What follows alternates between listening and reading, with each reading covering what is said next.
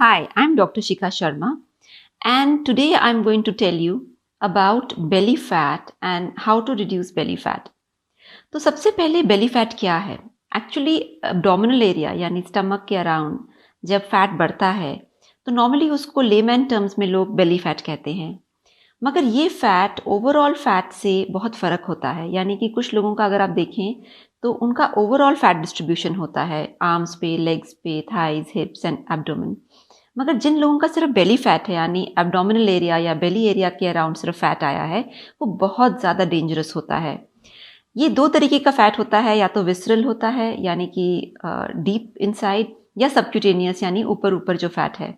Visceral fat का danger ये है कि इस कंडीशन में heart problems, heart attacks, allergy, asthma, diabetes, high cholesterol and even cancer तक ज़्यादा जुड़ा हुआ है, यानी संभावना बढ़ जाती है क्योंकि ये हार्मोनल इम्बैलेंस का फैट होता है।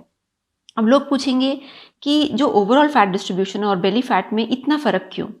उसका कारण ये है कि जो आप खा रहे हैं उससे आपका इंसुलिन, जो एक बहुत इंपॉर्टेंट हार्मोन आपके शरीर में है, वो डिस्टर्ब हो गया है और उसकी वजह से आपका उसी एरिया में फैट बढ़ रहा है जो ज़्यादा डेंजरस है।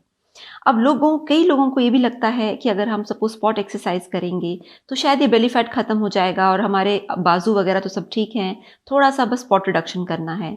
ये आपकी धारणा गलत है, क्योंकि बेली फैट का मतलब है कि आपका इंसुलिन इम्बैलेंस हो गया है, आप में एक हार्मोनल इम्बैलेंस आ गया है और इंसुलिन रेजिस्टेंस भी आ गई है, और इसीलिए इसको ट्रीट करना एक फ़र्क होता है।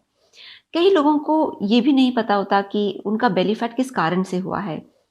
To give you an example, वो बेली फैट को कम करने के लिए अपना खाना कम करते हैं, यानी कैलोरीज रिस्ट्रिक्ट करते हैं।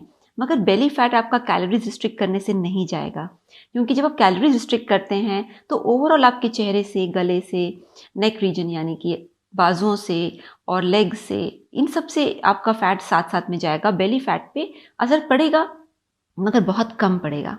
तो अपने एब्डोमिनल या बेली फैट को कम करने के लिए सबसे पहले आपको जो डाइट लेनी है वो इंसुलिन को बैलेंस करने की डाइट लेनी है, यानी कि इट्स अ साइंटिफिक प्लान।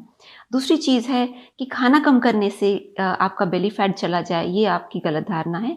आपको खाने में कुछ रेशियोज बदलने होते हैं, यानी कार्ब्स, प्रोटीन्स, फैट्स और ऑयल्स, ये चार चीज़ें जो हैं इनमें कुछ आपको रेशियोज बदलने हैं और कुछ अलग सेलेक्ट करने हैं, यानी अलग तरह के कार्बोहाइड्रेट्स आपको सिलेक्ट करने हैं, अलग तरह के प्रोटीन सेलेक्ट करने हैं। और वो करने से फिर आप देखेंगे कि आपका एब्डोमिनल ओबेसिटी, बेली फैट जिसको आप कह रहे हैं, वो ठीक होएगी। इनफैक्ट आप ये भी नोटिस करेंगे कि आपके चेहरे पे जो कई जैसे स्पॉट्स या पिगमेंटेशन आ गई है, which is again cause of hormonal imbalance, और वो बेली फैट से कनेक्टेड होता है, वो भी ठीक हो जाता है। So to understand how to lose weight, please watch the next video and I will explain कि किस तरीके से आपको क्या रेशियोज बदलने हैं अपने कार्ब्स, प्रोटीन, फैट्स में, ताकि आपके बेली फैट कम हो, ना सिर्फ ओवरऑल बॉडी फैट।